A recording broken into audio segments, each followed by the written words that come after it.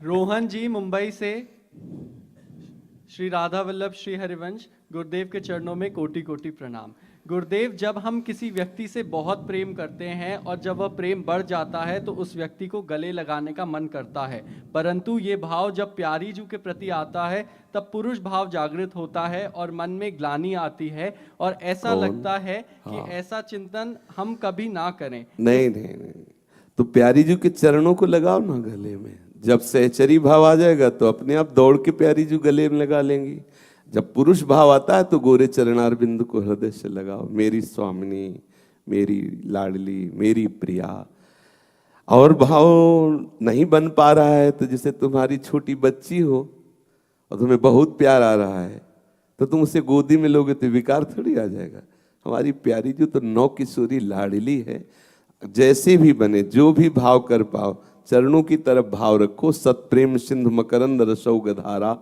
सबसे पहली बात, डरने की बात नहीं। मेरी किशोरी जो है ना, मेरी लाडली जो है ना, तो लाडली जो संभाल ले। आचार्य चरणों का भरोसा रखो, आचार्य सर्व समर्थ हैं। श्री जी के चरणारविंद में प्रीति आगे बढ़ाते रहो। कुछ भी हो, कैसे भी हो, आप आगे खुद संभल जाओगे। बिल्कुल एकदम निर्भय रहो, एकदम निश्चिंत रहो। हम श्री जी के हैं, गंदे हैं, बुरे हैं, जैसे हमारे अंदर जो भाव है, गंदा है, अच्छा है, जैसा श्री जी के प्रति है। मेरी लाडली, तुम देखो बिल्कुल ठीक हो जाओगे, बिल्कुल ठीक हो। भय, निर्भय पद के लिए भय। अगर हम केरोसिन लगा के बढ़ रहे हैं तो केवड़ा की खुशबू नहीं आएगी। आए मालिक, मेरी इतनी ही दुर्गंध युक्त देह है, अब आपको अपने लायक करना है तो केवड़ा छिड़क दो इसमें। मेरा मन, मेरा बुद्धि कामासक्त है, हे करुणा में प्रिया प्रीतम, आप अपने योग्य। तो थोड़ा सा प्रेम का छींटा डालेंगे, सब खत्म हो जाएगा। लेकिन रहो ऐसे, घबराने की जरूरत नहीं, डरने की जरूरत नहीं, हटने की जरूरत नहीं। ये मनीराम की चाल है, इनकी चाल हमारी किसी भी तरह से वृत्ति में फर्क न पड़ने दे, तभी हमारी साधना। ये करता रहता है, ये सब बातें आते रहती है, ऐसे हटाते रहो। स्वप्निक है, आगे बढ़ो। सच्चिदानंद रस में श्री जी निश्चित डुबो देंगी। हमारा ये मन वन का विकार कोई खास बात नहीं, आगे बढ़ो।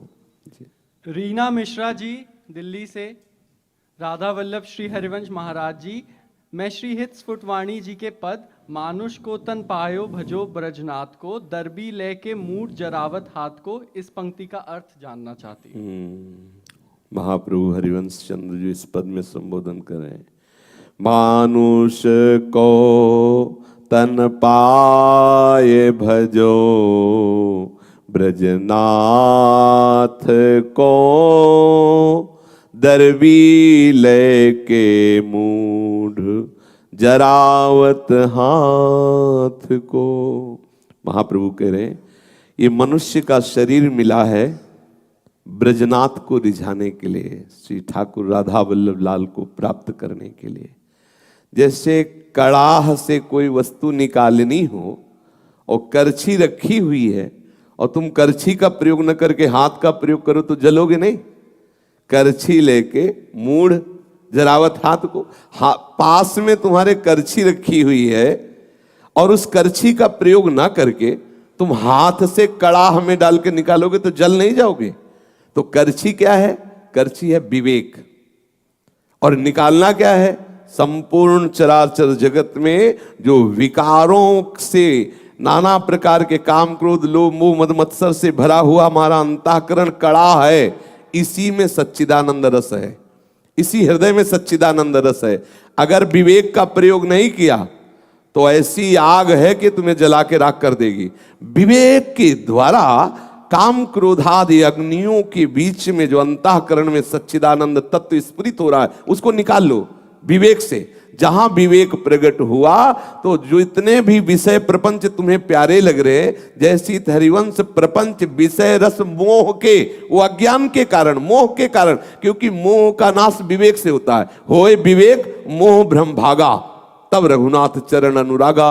मोह का नाश विवेक से होता है। आचार्य चरण कहे, अरे विवेकवान होकर विवेक का प्रयोग ना करके, विवेक का प्रयोग यही है, सत्य क्या है असत्य क्या है, तो सत्य क्या है? सच्चिदानंद राधा वल्लभ लाल। असत क्या है? उनके सिवा जो कुछ है वो सब असत है, और जो सत है उसकी सत्ता है, जो असत है उसका पूर्ण रूप से अभाव है, कहीं भाव नहीं, पर माया के कारण दिखाई देता। ना सतो विद्यते भावो, ना भाव विद्यते सता, ये विवेक है। ना सतो विद्यते भावो, जो असत है वो कभी किसी भी काल में तुम्हें मिल नहीं सकता, क्योंकि अनंत जन्म हो गए खोजते हुए, केवल जलोगे।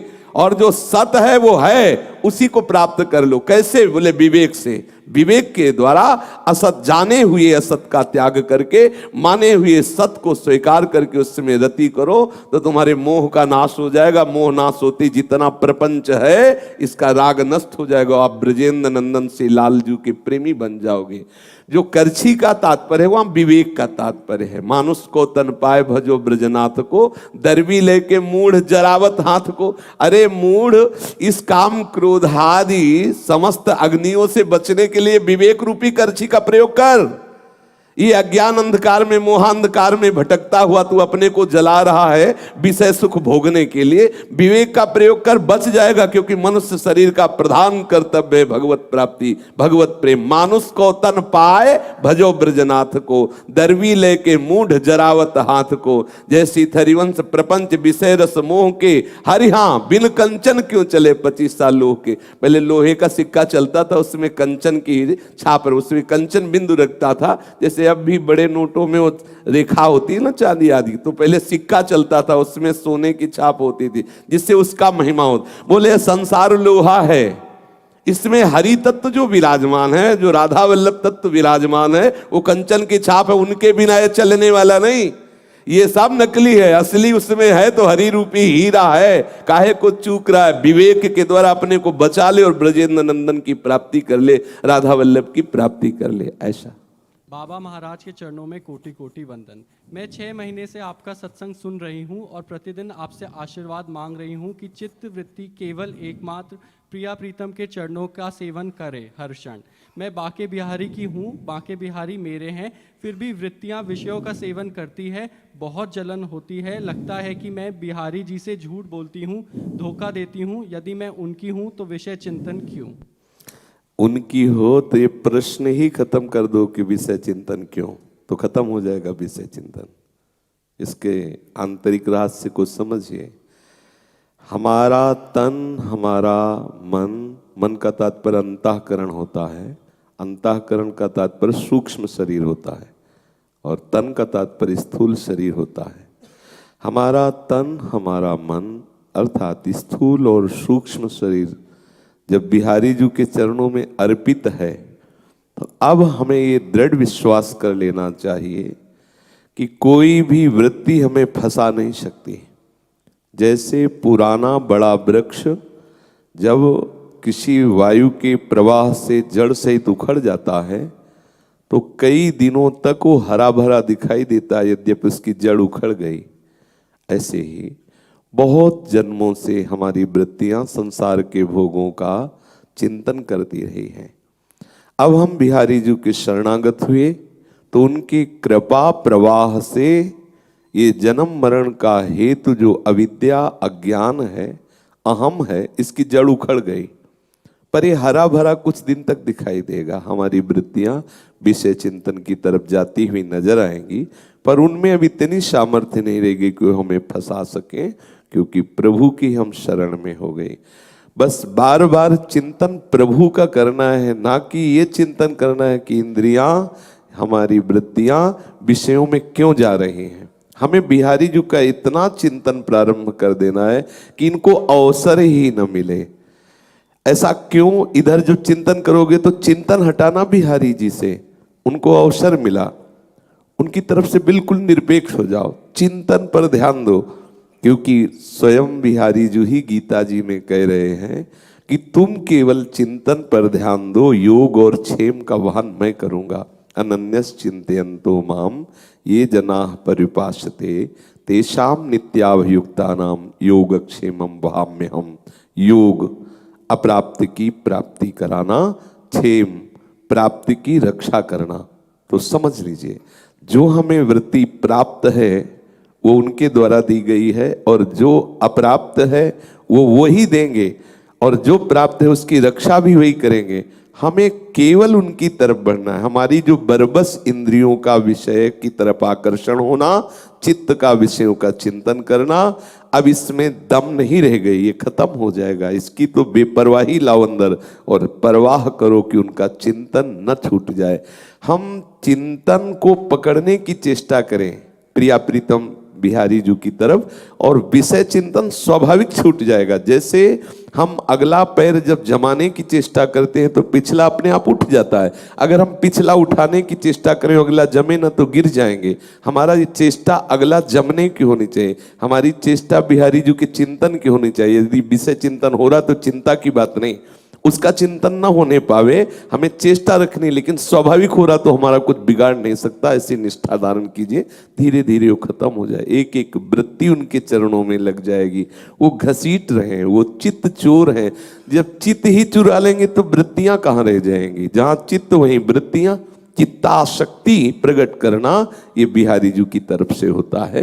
हम चित्त लगाने का प्रयास करें, आसक्त वो कर लेंगे और उनका भक्त कभी नाश को प्राप्त नहीं होता। ये भय भी नहीं रखना कि हमारी वृत्तियां यदि विषय में चली गई तो हमारा पतन हो सकता है। नामे भक्ता प्रणश्यति, करो सदा तिनके रखवारी, जिम बालक राखे मातारी। आस्था सहचरी जी दिल्ली से।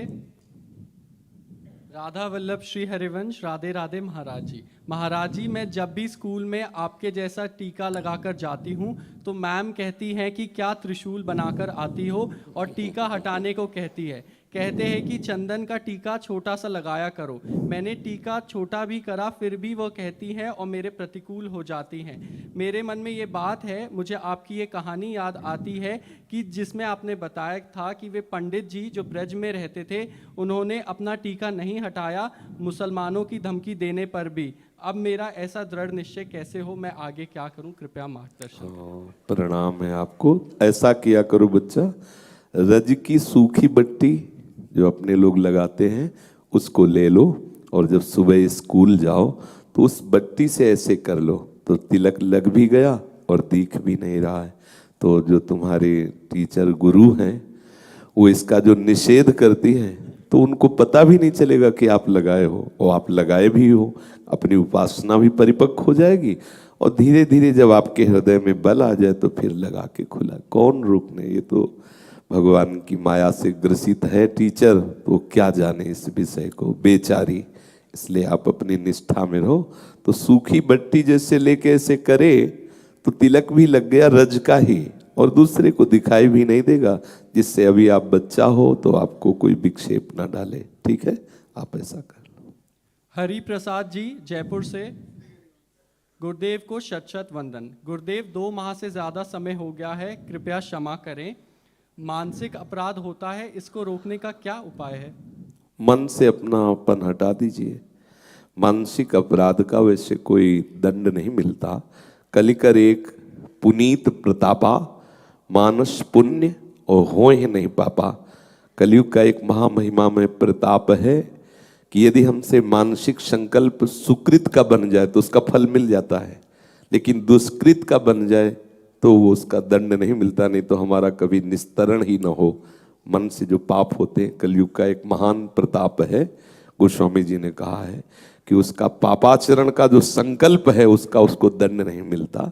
दूसरी बात यह है कि यद्यपि साधक ऐसा करने में असमर्थता का अनुभव करता है, पर बहुत आनंद का विषय है जब हम मन से अपनापन हटा दें। जैसे मन में होता ना कि मेरा मन किसी विषय में गया, तो हम कहते तो जरूर है कि मेरा मन विषय में गया, लेकिन सीधे हम उसे अपना मान लेते हैं। तदात्म भाव होने पर लगता है मैं विषय में गया। समझना, हम मन में इतना तदात्म है, इतना तन्मय है कि उसकी हर चेष्टा को मैं में हम स्थापित किए कि मैंने ऐसा सोचा, मैंने ऐसा किया, मैं ऐसा करूंगा। समझ रहे हैं? समझ में आ रहा है? अब आप खुद कह रहे हैं कि मन विषय चिंतन या मन अपराध का चिंतन करता है, तो आप तो नहीं करते ना, आप मन के दृष्टा हुए ना। ये बच निकलने का रास्ता मिल गया। अगर आप इस बात पर रहे कि ये मन विषय चिंतन कर रहा है, मैं नहीं, इसको करने दो, वो कुछ नहीं बिगाड़ सकता। थोड़ी देर विषय चिंतन के बाद फिर वहीं आ जाएगा जहां आप हो। जैसे जल जहाज का पक्षी उड़कर कितना भी उड़ान भरे, आना उसे जल जहाज में ही होगा। ऐसे ही तुम्हारा मन कितनी भी उड़ान भरे, आना तुम्हारे पास ही होगा। बिना तुम्हारे आदेश के, बिना सहयोग के वो कुछ नहीं कर सकता। तुम्हें ध्यान रखना है कि मन की स्फुरना के अनुसार चेष्टा ना होने पावे। चेष्टा तभी होती है जब साधक मन में तदात्म कर लेता है, मन की वासना को अपनी वासना मान लेता है, मन की चेष्टा को अपनी चेष्टा मान लेता है। तो तदात्म भाव होने के कारण वो विकल हो जाता है और विकल होकर उससे असत चेष्टाएं हो जाती है। असत चेष्टा ना हो तो मन सबका नाना प्रकार की वासनाओं का आकर्षण और संकल्प कराता है, साधक उनको सहन करता है। सहन करते ही वो वासनाएं नष्ट होने लगती है, मन निर्मल होने लगता है। सहत सहत बाढ़े भगति, भक्ति का वर्धन होता है, हृदय आनंदित हो जाता है, फिर मन का जाना रुक जाता है। इसलिए मन के दृष्टा बनो, साक्षी बनो, ना कि मन में तन्मय होने की भावना आप लिए बैठे कि मैंने ऐसा किया, मेरे मन ने किया तो आप दृष्टा, और मैंने ऐसा सोचा, मैंने ऐसा, फिर ये गलत हो जाए, फिर निकलना मुश्किल हो जाता है। तो पहले आप थोड़ा अलग होकर उसके दृष्टा बनिए और उसके संकल्प के अनुसार चेष्टा मत होने दीजिए। फिर आप देख लीजिए धीरे धीरे शांत हो जाएगा।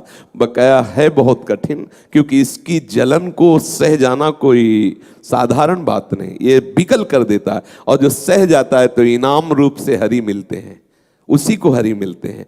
मन को मार लिया, मन मार्या तन बस में कीन्हा, हुआ भरम सब दूर, बाहर से कछ दिखर ना, अंदर चमके नूर, प्रकट हो गए हरि, कृपा करी, देखा साधक बहुत जला, मेरे लिए बहुत तड़पा, सहा तो करुणा सिंधु ने रास्ता दे दिया अपने मिलन का। और वो स्वयं रास्ता देते हैं और स्वयं मिल जाते हैं। व्याकुलता रूप से वही आते हैं और मिलन रूप से भी वही आते हैं। इसलिए हम थोड़ा सा सावधान रहें, मन में तदात्म ना होने पावे, ये हमें सावधानी रखनी है। आगे इनका यही प्रश्न था कि शरणागत को इसका क्या फल भोगना पड़ता है, जिसका उत्तर आप उससे निश्चिंत रहिए। फल फूल की तरफ तो कोई चिंता ही मत करो। हम प्रयास करें प्रभु की तरफ बढ़ने का, और जो हमसे फिसलन हो जाती है तो भगवान कह रहे अहम तो आम सर्व पापेभ्यो मोक्षयिष्यामि मा शुचा। हमारा पूर्वाभ्यास हमसे कोई गलत आचरण करवा भी दे तो हरि इतने कृपालु हैं। जन अवगुण प्रभु मान न काऊ, दीन बंधु अति मृदुल स्वभाव। इसका तात्पर्य ये नहीं कि हम उत्साहित होकर पापाचरण करने लगे, पर यदि हमसे कोई चूक हो जाती है, अनंत जन्मों से हमारे मन बुद्धि हमें अपने अधीन किए रहे, तो हरि जानते हैं, वो सर्व समर्थ हैं, वो हमें क्षमा करके अपनी तरफ ही आकर्षित करेंगे। किसी त्रुटि के कारण वो हमें त्यागेंगे नहीं। आज तक कहीं ऐसा प्रमाण नहीं आया कि हरि ने किसी के अपराध को देख करके छोड़ दिया हो। हाँ, वैष्णव द्रोह अगर कर दे तो फिर चाहे जैसा, फिर वो जो अपराध भक्त कर करे तो राम रोष पावक सो जरे। अन्यथा कुछ भी त्रुटि हो गई तो जन अवगुण प्रभु मान न काऊ, दीन बंधु अति मृदुल स्वभाव।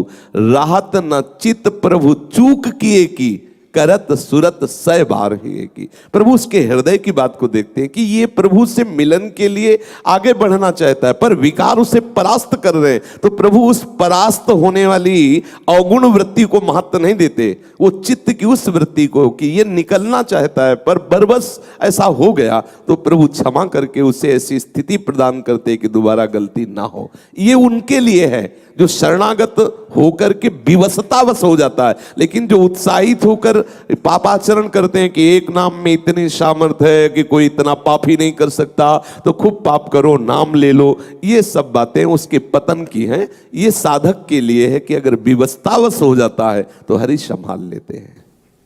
रस विहारिणी शरण जी, पठानकोट पंजाब से। बाबा माइक के लिए। महाराज जी के चरणों में प्रणाम। महाराज जी, हृदय की एक ऐसी बात थी, इसके परिणाम में मुझे आपकी प्रसन्नता मिले तो मेरा सौभाग्य, और यदि आपकी डांट मिले तो मेरा परम अहोभाग्य होगा। ये बात इसलिए भी कहना चाह रहा हूँ महाराज जी कि आप हमारी इस परमार्थिक मार्ग के पिता हैं, जन्मदाता हैं, और एक पुत्र होने के नाते यह बात एक पुत्र अपने पिता से न कहे तो फिर और किससे कहे कि जाऊं कहाँ तजी चरण तिहारे। महाराज जी, कुछ समय पूर्व जीवन में कुछ ऐसी प्रतिकूलता आ गई थी कि जिसके कारण प्रतिकूलता ऐसी कि यह मन कुछ जगत के फंद में उलझ गया था। लेकिन ऐसी गंभीर परिस्थिति में भी महाराज जी आपकी कृपा ने उस प्रतिकूलताओं से इतनी सहजता से उबार दिया कि कोई सामान्य व्यक्ति उसकी कल्पना भी नहीं कर सकता है। महाराज जी,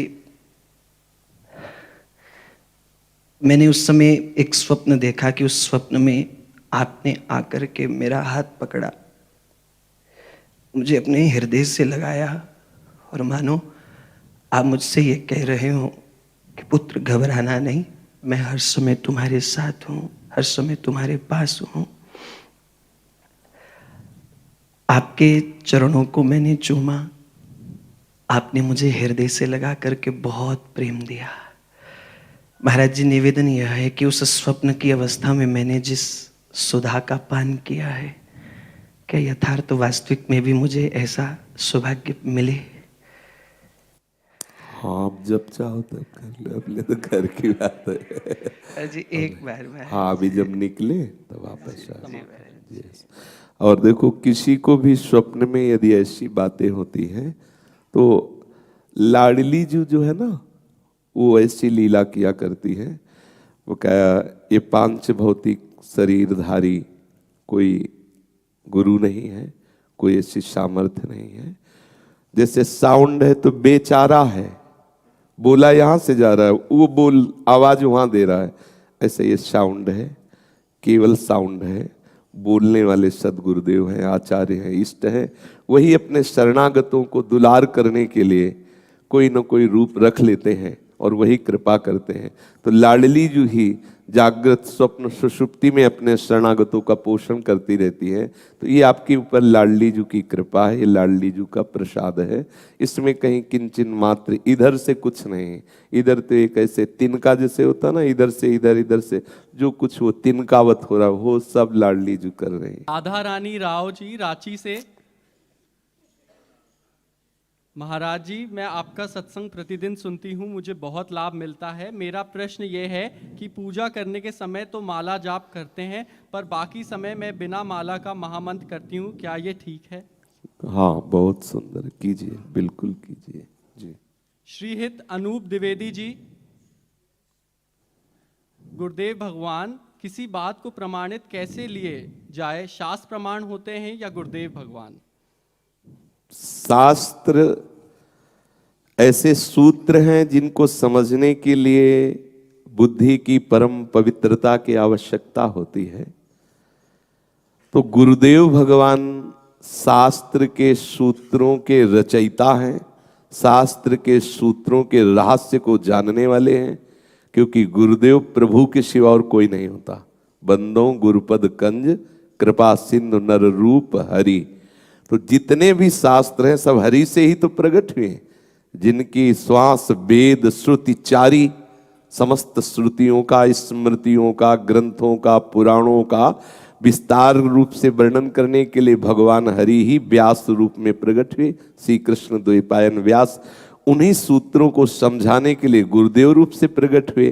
तो गुरुदेव और शास्त्रवाणी दो नहीं है, फिर भी शास्त्रों के रहस्य को गुरुदेव जानते हैं, जो शास्त्रों के रहस्य को अपने हृदय में अनुभूत करके हमें बोलते हैं। तो शास्त्र क्या कहता है, एक बार हमारी समझ में चूक हो सकती है, लेकिन गुरुदेव जो कह रहे हैं उस पर दृढ़ विश्वास कर ले तो शास्त्रों का रहस्य समझ में आ जाएगा। क्योंकि हमारी बुद्धि इतनी सामर्थ्य नहीं रखती कि शास्त्रों के रहस्य को जान ले। गुरुदेव ही समझाते हैं, गुरुदेव ही शास्त्र रचयिता हैं। क्योंकि गुरुदेव यदि मनुष्य हैं तो माना ही नहीं गुरु। गुरुर ब्रह्मा गुरुर विष्णु गुरुर्देव महेश्वरा, गुरु साक्षात पर ब्रह्म तस्मै श्री गुरुवे नमः। तो जितने भी शास्त्र सब गुरु के ही तो रचे हैं।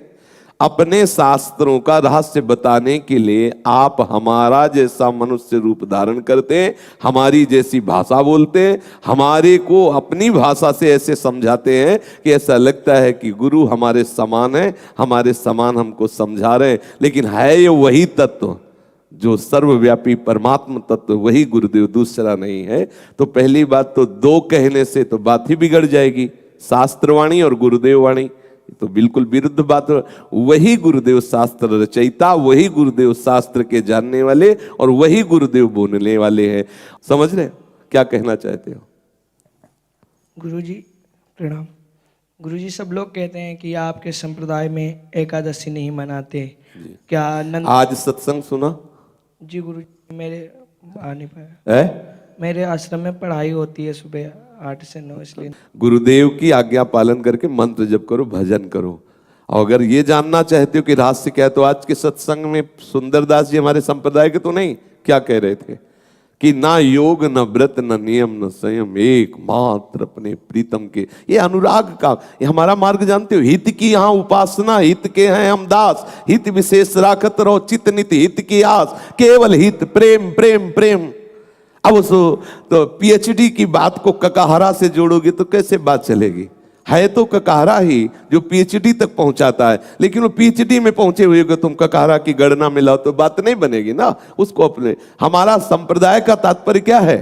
वो मार्ग, कौन सा मार्ग? प्रेम मार्ग। और उठा के देख लो प्रेम मार्ग की उस अवस्था की बात जहां सब, गीता जी भागवत जी सबका सार प्रेम है। और ये नित्य विहार का प्रेम जहां बहुत बड़े बड़े योगियों की भी पहुंच नहीं। तो जो सहचर्या के विधान बनाए उस विधान में अन्य किसी का विधान नहीं चलता।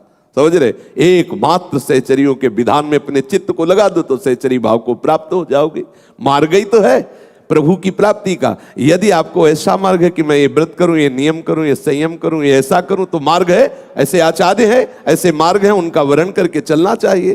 पहले गुरु बनाने के पहले ये खूब देख लेना चाहिए कि ये किस मार्ग का उपदेश कर रहे हैं, किस मार्ग के निर्देशन से हम उस तत्व को प्राप्त करने की लालसा वाले, हमारी भावना के अनुसार है कि नहीं। अगर नहीं तो हम अपनी भावना के अनुसार चलें, नहीं तो हम अपनी भावना को गुरुदेव के अनुसार बना ले। दो में एक बात। उसमें ये नहीं होता ब्याह करने के बाद ये नहीं देखा जाता दूल्हा सांवला है कि गोरा है।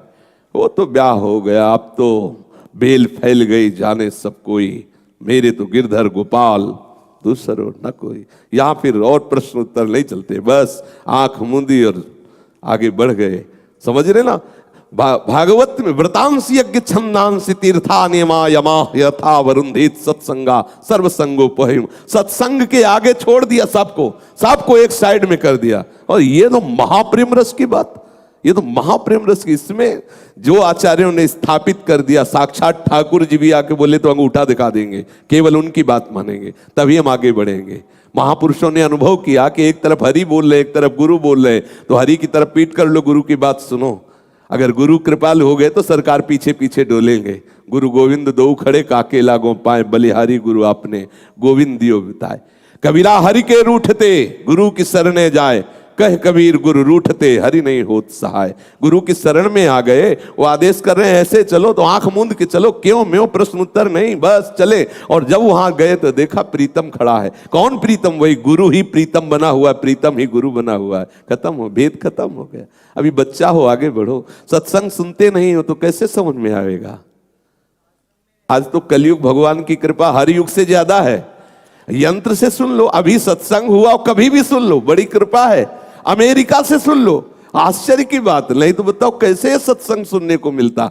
अब जितने सुन ले गया। अब ये सत्संग कभी भी सुन सकते हो। कितनी कलयुग, हम तो मानते हैं सतयुग त्रेता द्वापर से भी श्रेष्ठ जो है कलयुग की महिमा है, जो हमें ऐसा महान महिमा में ऐसा संयोग प्रदान करते। कब का बोला हुआ कब सुन लो।